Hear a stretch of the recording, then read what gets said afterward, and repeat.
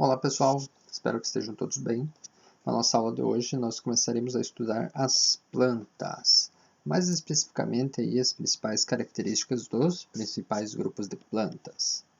Não entraremos muito em detalhes hoje, não vamos nos aprofundar muito, senão a aula se estende demais, vamos deixar isso para as próximas aulas. Então, as características gerais das plantas, para ser um constituinte do reino planta, o que você tem que ter? Então, todas as plantas elas são eucarióticas, são multicelulares e são autotróficas por fotossíntese. Todas as plantas também apresentam parede celular em suas células, e essa parede celular ela é constituída principalmente por celulose, o que dá muita resistência para essas células. Dentro dessas células, geralmente temos grandes vacúolos e temos plastos. E esses plastos eles podem se especializar em algumas funções. Por exemplo, os cloroplastos, que contêm a clorofila, que são especializados em fazer fotossíntese. Mas também temos alguns plastos especializados em armazenar amido, que é o caso dos amiloplastos. Toda planta também apresenta o desenvolvimento no embrião maciço e alternância de gerações haploides e diploides. Ok? Então, aqui nessa tabela, temos uma certa classificação aí das plantas aqui nesses 10 filos. Então, percebam, aqui a primeira coluna nós temos a questão dos vasos condutores. Você tem vaso ou não tem vaso. Então, no primeiro aqui, avasculares, quer dizer que não possuem vasos condutores. Nós temos 3 filos. Esses 3 filos nós agruparemos em um grupo que vamos chamar de briófitas. Pode ver que tem um filo aqui que é briófita, mas vamos chamar todas elas de briófitas, porque adotaremos em uma classificação mais informal, somente em 4 grupos. Não vamos trabalhar com os 10 filos. E esses 4 grupos serão as briófitas, que serão as avasculares, as pteridófitas, que serão esses dois aqui, que já serão vasculares, mas sem semente, e aí as com semente, gimnospermas e angiospermas, que também serão vasculares. Ok? Tá. Então, assim, falei para vocês da fotossíntese, só para vocês relembrar. Fotossíntese é aquele processo que ocorre no cloroplasto, que pode ser subdividido em 2 etapas, duas fases, fase clara e fase escura. Na fase clara, nós temos aí a fotólise da água, a produção do ATP, utilizando a luz como fonte de energia. Vai ocorrer lá nas membranas dos tilacoides, lá que vai ter a clorofila, certo? Aí, esses ATPs, que são a energia química produzida aqui, e teremos a liberação de alguns elétrons que serão carregados por alguns aceptores de elétrons, vão lá para o estroma, que seria essa parte interna do cloroplasto, e vai rolar aqui o ciclo do Calvin, ciclo de Calvin-Benson. Tá? E nesse ciclo de Calvin que vai ocorrer a fixação do carbono. Então, o gás carbônico atmosférico é absorvido, e aí com o uso dessa energia aqui e desses prótons e elétrons que vão estar rolando aqui, você vai ter então a produção da glicose. Essa glicose ela vai ser utilizada pela planta para diversos fins, tanto para a produção de energia quanto a produção das suas próprias estruturas, como é o caso aí da própria celulose, que é formada a partir da glicose. Ok? Tá. Falei para vocês da alternância de gerações, mas o que seria isso? Então, as plantas elas vão ter gerações haploides e gerações diploides. Então, normalmente você vai ter isso aqui, um gametófito haploide e um esporófito diploide. Olha o nome, gametófito e esporófito. Esporófito é porque ele vai produzir esporos. Gametófito porque ele vai produzir gametas. Então, olhem só aqui a questão do tipo de divisão celular. Nós temos meiose e temos mitose. Então, percebam onde que isso ocorre. Então, temos aqui um esporófito, que ele é diploide, então ele tem lá 2 lotes cromossômicos, e aí vai sofrer meiose para a produção dos esporos. Esses esporos eles já serão haploides e desenvolverão um gametófito, uma plantinha haploide, porque eles são haploides, certo? Esses gametófitos, como eles são haploides, eles vão produzir gametas por mitose, porque se eles fossem fazer por meiose, ia dividir pela metade, ainda não ia ter como, Gametas, vocês sabem o que fazem, Eles fecundam. Então, você vai ter os gametas masculinos e femininos, vão fecundar e vão gerar, então, o zigoto. O zigoto vai dar origem ao embrião, aquele embrião maciço que eu estava falando. Esse zigoto já é diploide. Logo, a partir de múltiplas divisões do zigoto, nós temos a formação dos esporófitos. Então, isso aqui é uma planta diploide, isso aqui é uma planta haploide. Olhando aqui nesse esquema, parece meio abstrato, mas vocês vão entender à medida que a gente for avançando no conteúdo, ok? Então, vamos para os principais grupos, que é o que importa na aula de hoje. Então perceba esse cladograma aqui, né, que ele mostra tudo o que veremos hoje. Então percebam que nós temos aqui um ancestral em comum com as algas, e a partir do próprio grupo de alga, né, teve aqui o surgimento de embrião. A partir do momento que você teve o surgimento do embrião maciço, né, mais especificamente, então começamos a ter as plantas. O primeiro grupo, o grupo mais antigo aqui, é o das briófitas, que eu estava falando para vocês lá no início, que na verdade são 3 filos, mas vamos chamar só de briófitas. A partir das briófitas, nós temos aqui o desenvolvimento dos vasos condutores, os tecidos condutores de seiva bruta, seiva elaborada, né, a absorção lá da raiz, enviar lá para as folhas, das folhas para a raiz, enfim, você vai ter tecidos condutores aí de água, sais minerais, açúcares e tudo mais, coisa que ainda não tinha. Então, a partir do desenvolvimento disso aqui, surgiu um novo grupo, que são as pteridófitas. Gente, ó, isso que está aqui, ó, embrião, vaso condutor, semente, flor e fruto, é aquilo que a gente chama de novidades evolutivas. Então, esse cladograma, como qualquer outro cladograma, ele representa o parentesco e a origem evolutiva. E logo você consegue perceber quem que veio antes, quem que veio depois, quem que é mais antigo, quem é mais recente. Então, assim, ó, vejam que com vasos condutores, nós temos aqui ó, esses 3 grupos que surgiram depois do surgimento de vasos condutores. Então, pteridófitas, gimnospermas e angiospermas, os 3 possuem vasos condutores. E por isso que a gente chama elas de traqueófitas, tá? As briófitas estão de fora, porque elas surgiram antes do surgimento de vasos condutores, entenderam? Então aqui, ó, seguindo, nós temos o surgimento da semente, né, o desenvolvimento da semente, e foi posterior às pteridófitas. Logo, as pteridófitas não têm semente, mas gimnospermas e angiospermas têm, tá? Então, a partir do surgimento das sementes, nós temos as espermatófitas. Lembrem que esperma, né, vem de semente, tófitas, né, relativa a plantas, então plantas com sementes, certo? E aí nós temos aqui gimnospermas e angiospermas, que são os grupos com semente, e por último aqui o surgimento de flor e fruto, que deu origem às angiospermas. Então, logo, as angiospermas são o grupo mais recente e mais completo, se você for analisar todas essas características aqui. Então, o grupo que vai ter tudo que está aqui são as angiospermas, ok? Se nós voltarmos aqui, dá para se dizer que essas algas aqui que deram origem às primeiras plantas são multicelulares. Então, daria para colocar aqui como uma novidade evolutiva, multicelaridade, certo? Agora, perceba aqui ó, esse gráfico. Esse gráfico ele representa aí a diversidade das plantas aí, ó, ao redor do mundo, né? Com base nesses 4 grupos. Percebam que 92% praticamente de todas as plantas que você tem hoje são angiospermas, são as mais recentes. Então, por que será que essas plantas elas são as mais predominantes, né? E não as que vieram antes? O que será que elas têm, né, de vantagem? Então, elas têm tudo isso aqui de vantagem. Vocês já vão entender por quê, como isso funciona. Então, vamos lá, ó, as briófitas. Então, primeiro grupo. O grupo mais simplesinho, né, das plantas, o mais primitivo, o primeiro a sair da água. Só que, como foi o primeiro a sair da água, digamos assim, eu falo sair da água porque evoluíram a partir das algas. E as algas, a maior parte são aquáticas, né? E mesmo as que não são aquáticas, são dependentes de ambientes úmidos.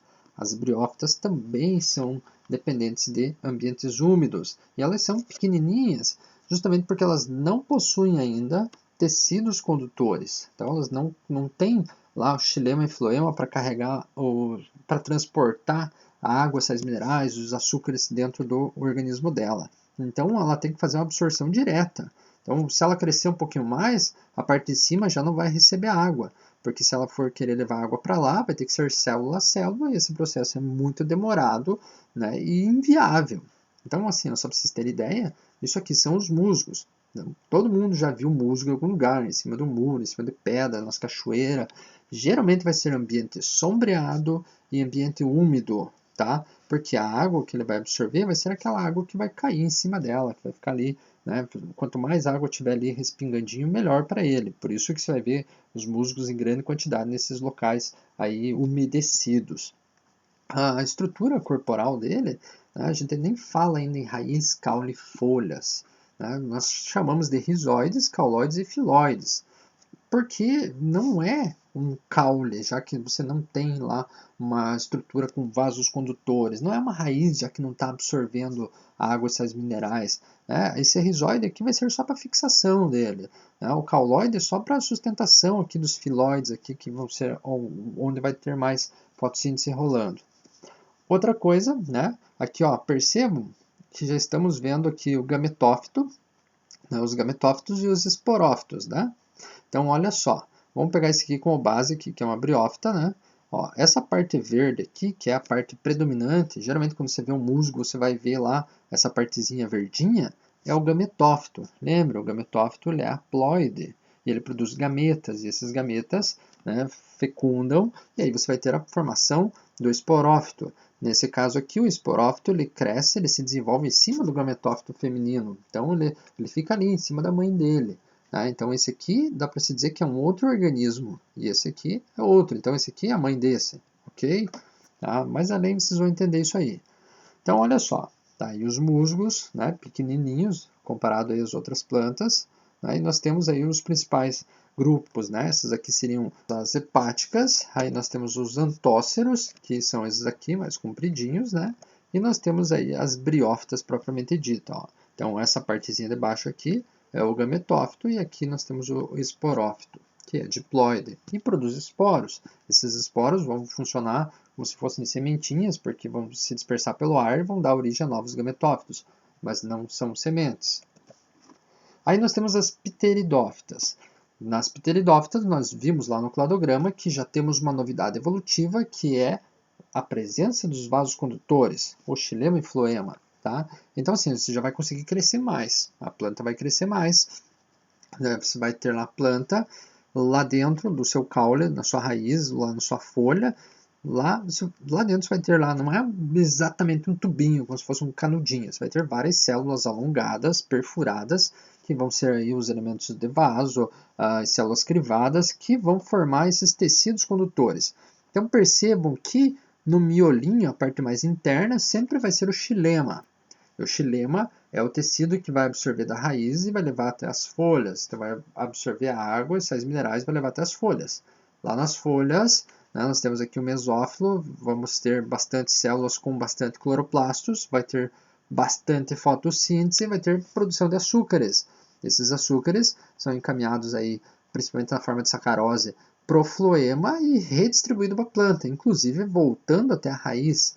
Lá na raiz, isso aí é utilizado, daí, por exemplo, para armazenamento de energia, ou então para o crescimento da raiz, ou no caule, crescimento do caule. Então você já tem um fluxo aí contínuo de líquidos dentro da planta, então ela já consegue crescer bastante, coisa que não acontecia nas briófitas. Isso gerou um salto muito grande com relação à dispersão, porque os musgos só ficavam restritos a áreas úmidas e sombreadas. Agora, com as pteridófitas, tem o crescimento da raiz, a raiz consegue ir mais fundo, consegue absorver água, consegue levar lá para cima, você consegue ter várias camadas de plantas e se estender a locais um pouco mais secos, ok?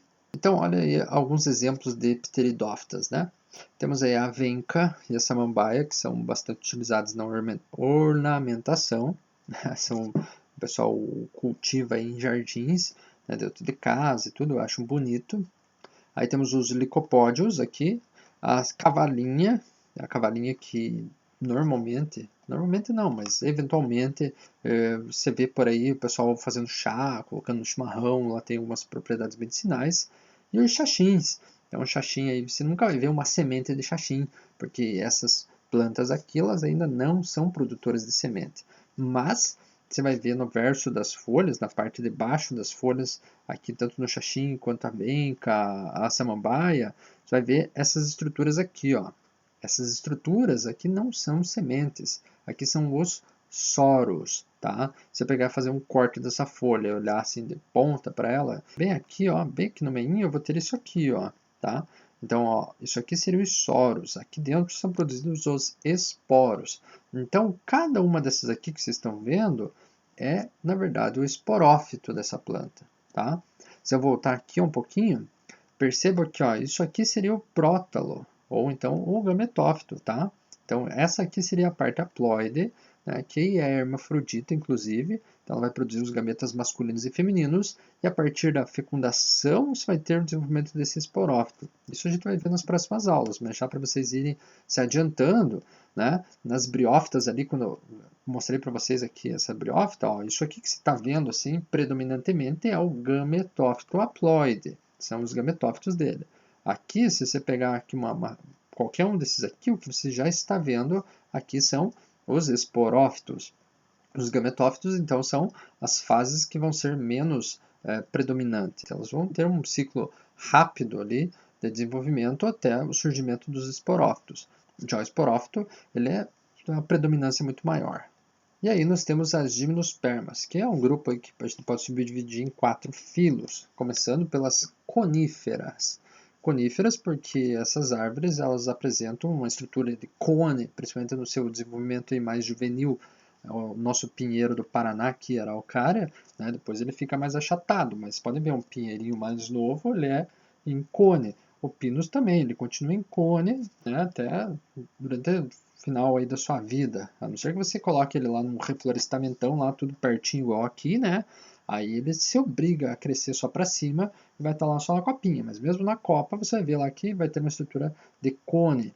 Aí nós temos outros grupos aqui. Nós temos as gnetófitas, que seria essa aqui, mais de regiões áridas. Temos as ginkgófitas, né, que seria a ginkgo biloba, aqui é um exemplo. E as cicadófitas, que é essa planta aqui, né, uma cica aí, que lembra um xaxim, e ao mesmo tempo lembra uma palmeira, mas na verdade não é nem pteridófita e nem angiosperma, ela é uma gimnosperma. Então ela não produz flores, ela não produz frutos, mas ela produz sementes. E aí que seria um ponto que eu queria chegar a falar com vocês. Né? Então uma novidade evolutiva dessas plantas é justamente a presença da semente, o desenvolvimento da semente. Então, por exemplo, aqui um pinheiro. Né? O pinheiro ele é uma planta que a gente chama de dioica. Dioica porque você vai ter a planta macho e a planta fêmea. As plantas que terão o mesmo sexo no mesmo organismo poderemos chamar de monóicas. Aí, nesse caso aqui, nós temos o pinheiro macho, né, seus estróbilos. Aqui nesse estróbilo é produzido o pólen, que vai ser o microgametófito, que vai ser levado pelo vento até lá na pinha, que é o estróbilo feminino. Lá vai estar o megagametófito. Ó, vejam bem, se eu estou falando em microgametófito e megagametófito lá dentro, então o pinheiro que a gente vê é o esporófito. Tá? Então, lembra lá do início, lá, alternância de gerações. Aí, a partir da fecundação, então esse pólen, né, contendo os gametas lá dentro, né, vai fecundar, fecundando vai dar o pinhão. Se não rolar essa fecundação, vai ter lá aquelas falhas. Então, lá cai a pinha, você derruba a pinha, vai ver lá, tudo falhado. Falhado por quê? Porque não teve fecundação. Então, para você ter o pinhão, tem que ter a fecundação. Então, você tem que ter o pinheiro macho, né, liberando os grãos de pólen no ar. Esses grãos de pólen vão ser carregados pelo vento até chegar no estróbilo feminino, e aí vai gerar a fecundação e vai gerar o pinhão. Tá? Então, novidade evolutiva das gimnospermas, semente. Então, pteridófitas não tinham, agora você já tem. Mas ainda não temos flor e nem fruto. Então, não temos nem flor e nem fruto. Ah, não vai achar que isso aqui é fruto ou que isso aqui é fruto. Não é, tá? Isso aqui são estróbilos, né? E esse aqui é semente. E aí nós chegamos nas angiospermas, que é justamente o grupo mais recente e o grupo mais abundante, principalmente por causa de suas novidades evolutivas, que é a presença de flor e fruto. A flor vai atuar, né, como um atrativo para animais que vão facilitar a sua polinização. Lembra que a polinização, né, tem tudo a ver com a reprodução. A polinização é a reprodução cruzada. Então, você vai ter lá uma planta, vai produzir o pólen. Esse pólen, como era o caso das gimnospermas, o vento levava. Então, imagina lá um pinheiro. Quanto que ele tem que produzir de pólen, não, pinheiro macho, né, para garantir que esse grão de pólen chegue até as fêmeas. Imagina, às vezes está quilômetros de distância lá, um pinheiro do outro. Né? Imagina o quanto que você vai gastar de energia para produzir pólen, né? Na esperança que o vento leve até lá. Mas às vezes o vento só bate para o outro lado e nunca chega lá. Aqui não. Aqui as plantas então investiram mais em cor, em aromas, né? Em néctar, para atrair insetos, atrair morcegos, atrair beija-flor, e diminuiu a quantidade de pólen. Mas agora você teve então um motoboy aí fazendo uma teleentrega aí de pólen. Então vai lá um inseto, vai lá uma abelha, por exemplo, vai lá atrás do néctar dessa flor, pega o pólen, vai lá na outra flor, leva o pólen. Então você tem um transportador aí de pólen. Claro, não são só isso que acontece. Nós temos aí autofecundação, temos também algumas angiospermas que também têm o pólen carregado pelo vento e assim por diante. Nós entraremos nesses detalhes mais além. Tá? Mas eu estou dizendo isso agora para vocês entenderem que é justamente a presença de flor e de fruto que fez com que as angiospermas dominassem. Tá? Se a flor então auxiliou na questão de você, da planta, atrair, né, animais que favoreçam a sua reprodução, qual que é a vantagem do fruto? O fruto, gente, na verdade, ele se desenvolve a partir da flor, e a função original, dá para se dizer assim, do fruto, é proteger a semente. Então você vai ter lá uma proteção extra, uma proteção a mais. Posteriormente que esse fruto evoluiu para um fruto carnoso, que você vai lá e come. Mas por quê? Por que você vai lá comer um fruto? Né? Qual que é a vantagem de se comer um fruto? Para a planta, né? A planta vai lá, produz fotossíntese, vai lá, faz uma laranjona lá para você ir lá e comer. Qual que é a vantagem para ela? A vantagem é que você, ao tirar a laranja de lá, por exemplo, você vai comendo, vai lá cuspindo as sementes mais longe, ou então vai defecar aquela semente lá mais tarde, ou lá no outro dia, vai estar bem longe dela, bem longe da planta que produziu aquele fruto. Ou seja, você está dispersando essas sementes, você está espalhando essas sementes. Estão entendendo? Então o fruto evoluiu, né, os frutos carnosos, para serem atrativos para animais irem lá se alimentarem e fazerem essa dispersão. Tá? E mais, né, quando eles defecam, ainda você vai ter um adubo lá ainda. Mas não só isso, nós temos aí alguns frutos que flutuam, então beleza, você tem lá os coqueiros lá na beira da água, aí cai o coco ali, o mar leva para cá, leva para lá, então o coco bem no fim vai acabar germinando lá bem longe do coqueiro que o largou. Então você pode usar então a gravidade a seu favor, tá lá numa montanha, aquele fruto redondo vai rolando, vai ficar bem longe da planta que a produziu. Porque não é vantagem para uma planta produzir aí seu filho, né? E seu filho crescer embaixo de você, porque você está absorvendo aquela água, esses minerais daquele local.